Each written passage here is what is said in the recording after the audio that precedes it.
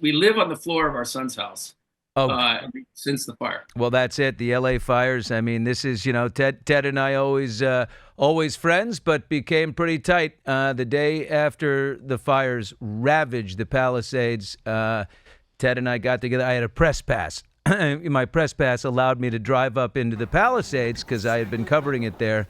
And so Ted dropped me a text and he said, "Hey, is there any way you can help me check on my house?" And I was going up, and so we jumped in together. And Ted came with me, and this is us driving through on January 8th, the devastation in your community. I mean, you remember that day, Ted? I mean, we'll never forget it. I'll never forget it. And that fireman saying, "Doesn't matter if we have all the water pressure in the world, we're not putting that house out." When he walked No. by me, that was the only fireman you remember. By the way, more gracious than that, Billy, was that you actually texted me and said, "Can I help you? Ah, Can I get you up there?" And it was so generous, and I couldn't wait there to you get are. in there. There's you, Ted, right there. You're up with that green mask or scarf you wore, and there you are Yeah, filming your community. What a day! Oh my. yeah, you were heroic in allowing me to come in there with you, and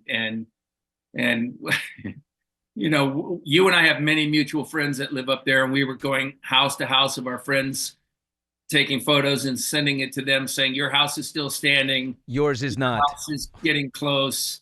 And you remember we left that day about 5:30, and I thought 100% sure my house was gone, 100%. And we were staying with friends in Laguna, so we had to drive all the way back down, and came up again the next day. But that was a day and a time that I'll never forget. But also your kindness and patience while I ran into my house and grabbed some of my wife's paintings and some of my wife's mother's paintings, and you, we tried to pack them into your car. There were four of us, Yeah. and you were just amazing, and I'll never forget that, and I'm always thankful for that, and that was one hell of a day. Even in difficult times, we found a way to have a laugh. We're pushing your old collectible Porsches, your old vintage Porsche like that you had since college, and we're pushing it down the street. And we're trying to jumpstart it. And Ted's at the wheel, and we got you and Dr. Tim, our friend Dr. Tim, who's Terry, with my us. buddy Terry. Oh, and Yeah. Barry, we're pushing, and trying to jump in like a little further. I see a little. I mean, it was a complete clown show in the middle of disaster. But we got the cars to where we thought was a safe place, and then you sent me. Oh, sorry. I just want to interrupt. I'll tell you that a, a guy who does post production on Shrinking lived across the street from where we parked one of the cars. And he went out because remember, we put the covers on the car and it was so windy. Yeah. And we tried to tie knots in the corners and they blew off. He said, as soon as we left, they blew off. He went through because he was staying in his house during the fire. Wow. And he poked holes through my covers and took the Christmas ribbon from his wrappings and tied it around the bumper of my bumpers. And Wow. when I got into the Palisades a month later to get those cars, that ribbon was still holding down around the bumpers. Wow. And it was, I mean, just the happenstance that someone I work with and who decided to stay took the time to do that, it was amazing. There's always I have these a little very silver special linings. bottle of whiskey that he's requested. I'm going to deliver when I do my looping. Well, you sent me this video, and this is we saw what was happening, on day 2 of that horrible fire, and then you sent me this video of the latest. Oh yeah, this is today. This is today, and look at I mean, they've done a good job of clearing the debris, but all those houses in a vibrant community, everybody just, I mean, these are all lots that are now just empty. Look at that. In the such a It's so funny when I see that. Oh, it just kills me. oh, Oh, God, we're so far from being anywhere near. I mean, we're so far from being what we were. Um, my wife and I are the honorary mayors of the Palisades. Yes.